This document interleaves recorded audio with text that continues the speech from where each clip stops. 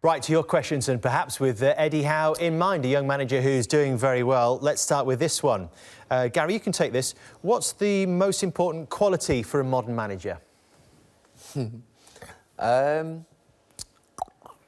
what I would say, actually? I wouldn't use the term manager anymore. What I would say is that the information that they pass to the players on the training pitch as coaches. I mean, most of the managers now, 90% of them take the training sessions, whereas obviously when we were growing up, the managers would tend to be managers and they would have coaches underneath them.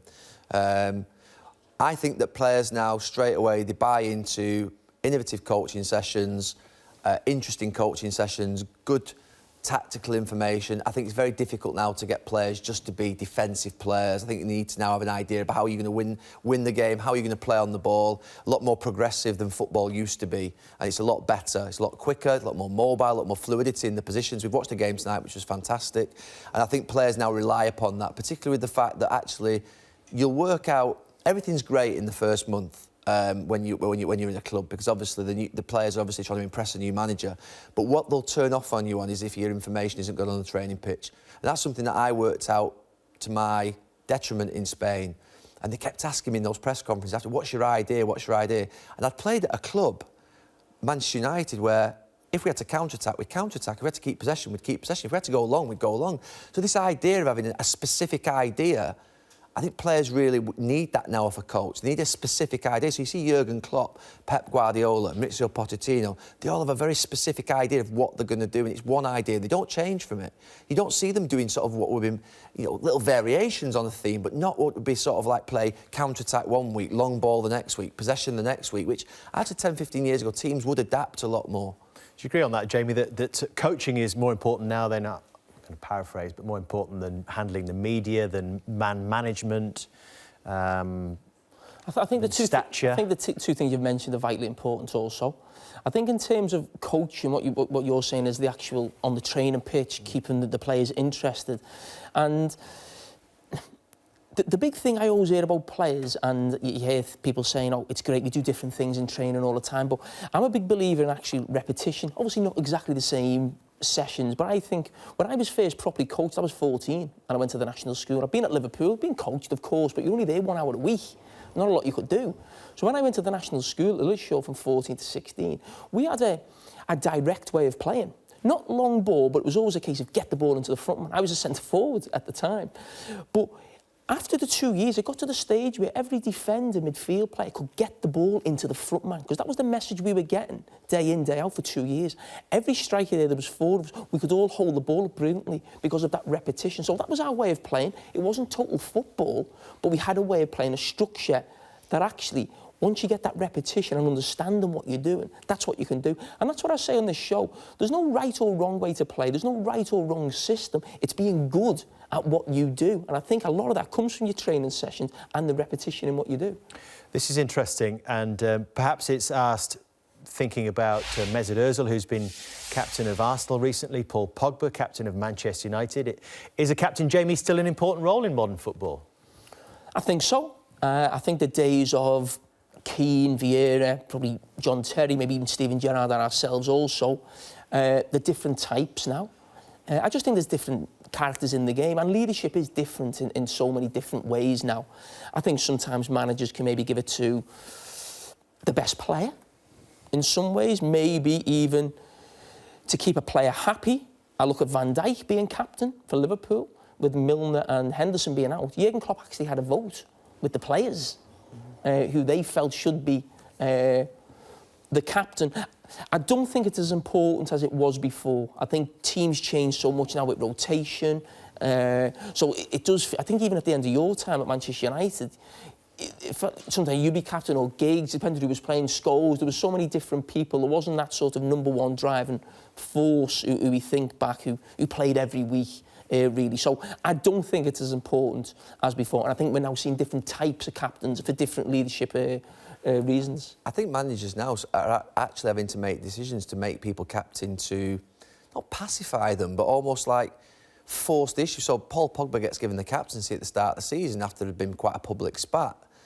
Same with Ozil at Arsenal. I think he'd left him out, Unai Emery, and subbed him in a couple of games. It's almost like giving them the captaincy, say, look, there's responsibility to try and get more of a performance out of them. Well, that never would happen 20. You had to earn the captaincy at a football club. I think it is different now for managers in terms of how they pick a captain. Who was the best captain that you had? Roy Keane, without a shadow of a doubt. Without a shadow of a doubt, the most inspirational football player that I ever played with, because he wasn't only the best player on the pitch most weeks, which obviously is a fantastic thing if you can be the captain, because then everyone else will sort of follow your lead. But just the influence that he had in terms of his standards, the fact that he made everybody else feel 10 foot tall, the fact that he demanded from you all the time. He was almost like Sir Alex Ferguson out on the training pitch and in the changing room. There was never any drop in standard, and I took over the captaincy from Roy and never wanted to, because ultimately he was the best captain that you could ever have, and would never even be able to think to be a captain like Roy Keane was. You had to almost be more of a, you had to be more collaborative. Whereas Roy, to be fair, had just the complete control of the change room in terms of, he was the dominant figure, he was the best player, he was the most influential. Was it ruling by fear a little bit? No, he wasn't ruling by fear. It wasn't ruling by fear. It'd be absolutely wrong to say that. It was more about the fact of standards, what was expected. You should be expected to play, your touch should always be good, your pass should always be good, you should never be late. They're just standards in life that everybody would want. It's not about fear, it's about doing the right things and being the right way. And the fact of the matter is, he lived by those standards himself. So he performed it. It wasn't as if he was sort of like telling us to do one thing and then the rest of he was doing something different. So it was completely different. I mean, obviously Steve Bruce and Brian Robson were captain in my early days at Manchester United. They were very similar in terms of very, massive characters. And then obviously Eric Cantona took over, was completely different. Eric Cantona was somebody who just wasn't vocal at all, but then had everybody following him because of his levels of performances, and he carried the team in matches. And then Roy took over from that and was just, you could argue, the best defender in the team, you could argue he was the best attacker in the team, he was one of the best passers in the team, he ran the most. So all the facets of the game, and just the ideal captain, really. I mean, growing up, Brian Robson was the perfect captain, and playing under Roy Keane, they were very similar. Captain Marvel. What about you, Jamie?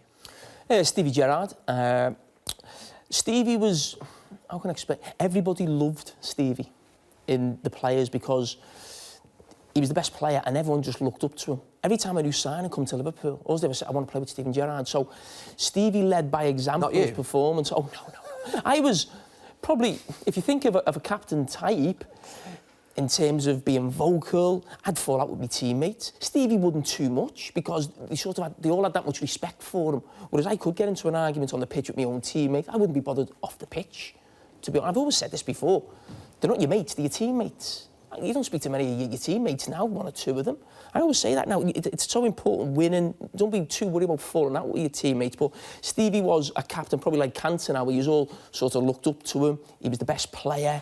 It was more the respect, really. A figurehead as well with the armband around the world for Liverpool, Steven Gerrard.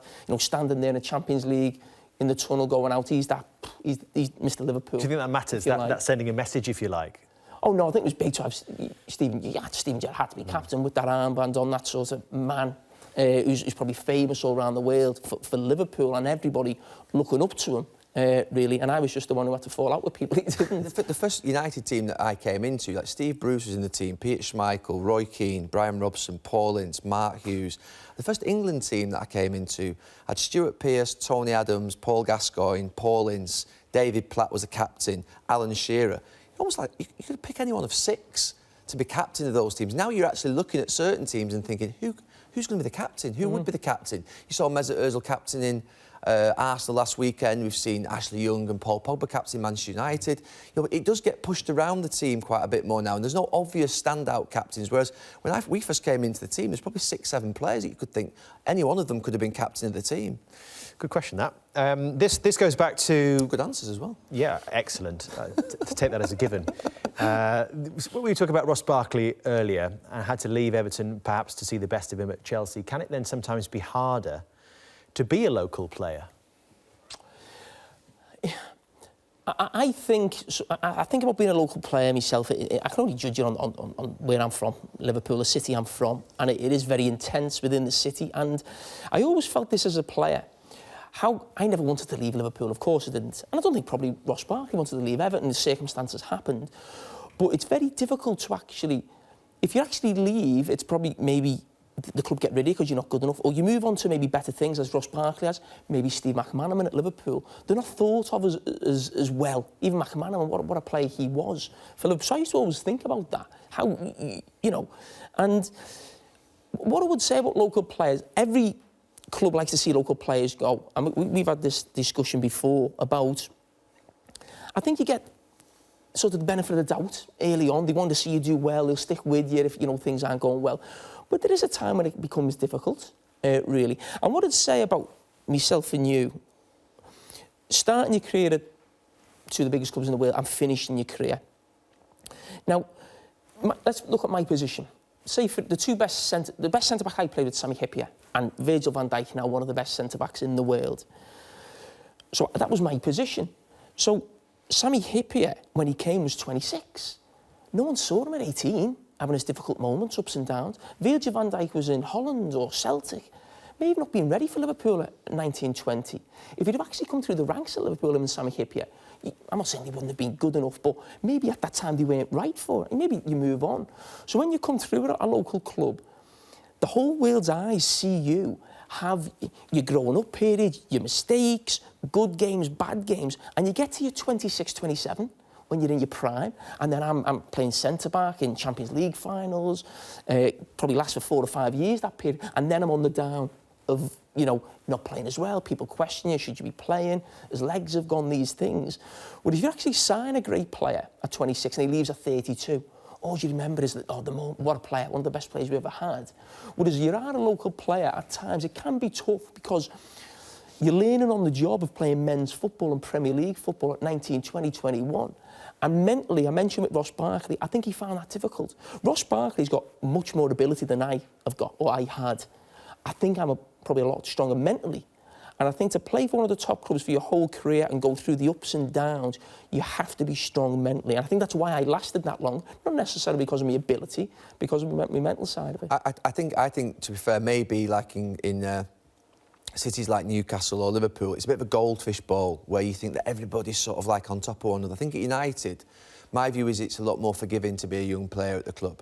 I think if you signed in as a player that from outside for a fee, there is a lot more expected of you than there would be if you were a player that was brought through the ranks, where actually everyone's willing you to do well and will be a lot more forgiving. And I can give you a live example of that. If you look at Marcus Rashford and Martial, people are a lot more forgiving with Marcus Rashford than they are with Anthony Martial, because Martial's come in from Monaco, he's been signed for 58 million. And you look at Martial's versus Rashford's stats before, Martial's stats are better in terms of goals, but there is more expected of him. I expect more of him. I'm a Manchester United fan, so I'm a lot more forgiving with Lingard and Rashford than I am with Martial, and that's probably wrong in some ways. So I would say at United, I never felt once under pressure, and neither did I don't think the other lads, in the sense, other than the expectation of what we needed to achieve, because I always felt like the crowd were with us. The crowd was always be more forgiving. Obviously, they would be critical if we made a mistake or something like that, but they'd be a lot more critical of the other players who've been bought in than they would be with one of their own, one of the homegrown. So I don't think it's the same in each city. Boys, thank you very much. Gary, thank you. Jamie, thank you very much.